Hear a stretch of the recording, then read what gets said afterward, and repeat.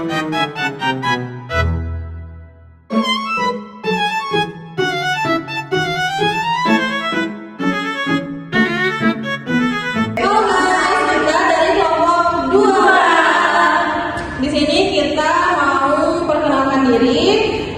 apa dan siapa namanya. Di sini aku Hana sebagai perawat. Saya Ia Juli Astuti sebagai pasien. Saya Dilan Maulana sebagai cucu pasien.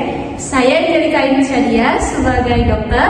Saya Sisi Susilawati sebagai anak pasien. Saya Emi Setiani sebagai apoteker. Selamat menyaksikan.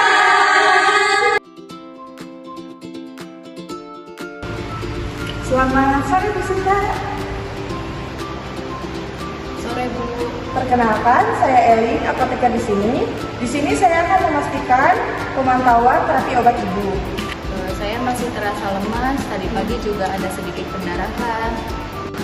Bu, apakah ibu saya masih perlu untuk meminum obat lambungnya? Iya ibu, omeprazol dan ranitidin tetap diberikan sampai gejala hematomasis melena benar-benar hilang. Obat ini membantu mengurangi produksi asam lambung dan mencegah iritasi lebih lanjut pada saluran cerna yang mengalami perdarahan. Jadi kalau pendarahannya dihentikan, apakah obatnya bisa dihentikan? Betul dek, kita akan memantau kondisi nenekmu. Dan jika perdarahannya tidak muncul lagi, dokter bisa memutuskan untuk menghentikan penggunaan omeprazol dan ranitidin. Bu Sinta, sejak awal masuk rumah sakit, ibu diberikan Lakular. Obat ini berfungsi untuk membantu mengkondisikan kolon agar tetap dalam keadaan asam dan menurunkan kadar amonia dalam darah. Karena sirosis hati dapat menyebabkan peningkatan amonia yang berbahaya bagi otak. Oh iya Ibu, saya setelah minum itu sering buang air kecil. Benar ibu, itu efek yang diharapkan. Dengan meningkatkan frekuensi buang air besar, tubuh ibu dapat membuang amonia berlebih dan mencegah komplikasi seperti enselopati hepatik. Di sini Bu Sinta masih menggunakan Astrapik ya Bu. Nah, untuk mengontrol kadar gula darah, baik selama rawat inap maupun nanti saat sudah pulang Bu. Karena ibu memiliki sirosis hati, metabolisme insulin bisa terganggu ibu.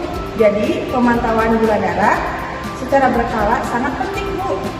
Bagaimana cara memastikan nenek tidak mengalami gula darah yang terlalu rendah?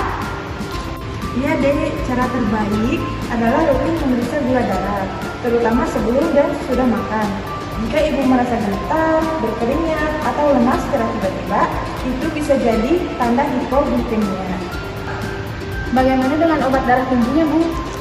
Propranolol tetap dilanjutkan baik saat rawat inap maupun sudah pulang untuk mengendalikan hipertensi portal Bu. Nah, obat ini membantu mencegah komplikasi seperti perdarahan varises esofagus. Namun, ibu perlu berhati-hati karena efek sampingnya bisa menyebabkan tekanan darah terlalu rendah dan menyebabkan pusing. Sebelumnya ibu menggunakan Antraid, tetapi sekarang diganti dengan Selexokip 200 mg 2 kali sehari ya Bu. Nah, ini lebih aman untuk pasien dengan gangguan lambung seperti yang ibu alami. Kalau masih sakit, saya minum apa Bu? Jika masih ada nyerinya, bisa menggunakan Pamol. Jika ibu mengalami mual, bisa menggunakan Ondansetron. Bu Sinta, karena sebelumnya mengalami pendarahan, ibu diberikan vitamin K dan transamin 4 kali sehari ya Bu. Tetapi dosisnya bisa diturunkan menjadi 3 kali sehari atau bahkan digantikan jika pendarahan sudah membaik. Jadi nanti dokter yang akan menilai obat ini? Iya betul adik, jika kadar hemoglobin sudah kembali naik, PRC bisa dihentikan dek. Ibu Sinta, untuk mengatasi ascites, ibu mulai diberikan spironolactone dan furosemid ya Bu pada hari yang sama. Furosemid diberikan secara peroral karena lebih nyaman dan lebih efektif Bu. Apa ada tanda kalau cairan dalam tubuh ibu saya terlalu banyak? Nah ibu, jika ibu mengalami sesak napas dan perut makin membesar dengan cepat, itu bisa jadi tanda penumpukan cairan berlebih. Dalam kondisi ascites grade 3, dokter bisa melakukan parasentesis untuk mengeluarkan cairan Bu. Bu Sinta juga mendapatkan kanamisin untuk mencegah infeksi dan somodion untuk mendukung status nutrisi. Jika kadar albumin serum lebih rendah dari normal, maka albumin akan diberikan untuk menjaga keseimbangan dalam tubuh ibu. Nah, saya akan berdiskusi dengan dokter mengenai kemungkinan penyesuaian dosis obat dan pemantauan terapi lebih lanjut. Jika ada perubahan, kami akan segera memberi tahu ibu dan keluarga ibu ya Bu. Terima kasih Ibu, penjelasan ini sangat membantu saya. Saya merasa lebih tenang juga sekarang. Sama-sama Ibu, saya akan datang kembali untuk mengevaluasi terapi ini dalam beberapa hari ke depan. Terima kasih Ibu. Terima kasih Ibu, saya permisi keluar dulu.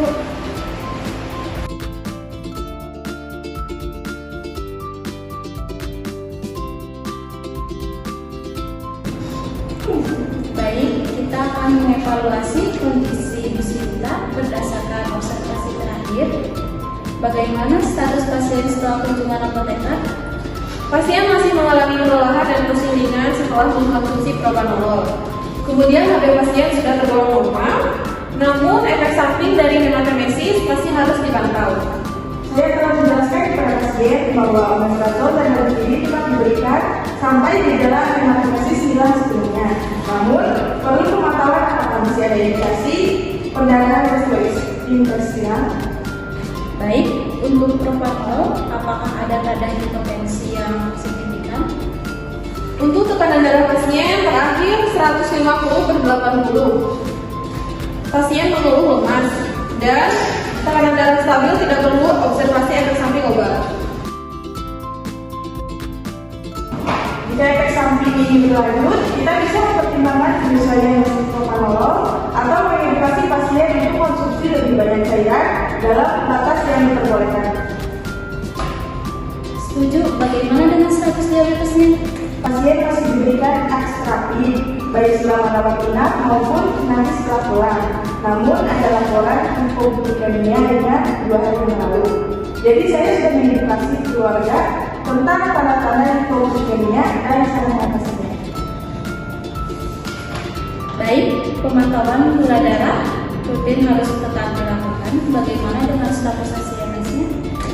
Asietas pasien masih terlihat, kemungkinan termasuk ke dalam grade 3. Pemantauan untuk tindakan parasentesis juga dilakukan. Kemudian pasien telah diberikan spirolaton dan furosemid. Saya sudah menjelaskan kepada keluarga bahwa jika ascites bertambah parah, tindakan parasentesis dapat dilakukan untuk mengurangi penumpukan cairan yang berlebih. Baik, kita pantau selama 48 jam ke depan. Jika ada indikasi asietas yang semakin berat, kita bisa melakukan prosedur tersebut.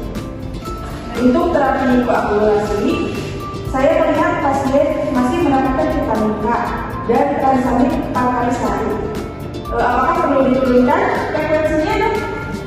Jika HB tetap stabil dalam 24 jam ke depan, kita akan turunkan menjadi 3 kali sehari sebelum menghentikannya sepenuhnya.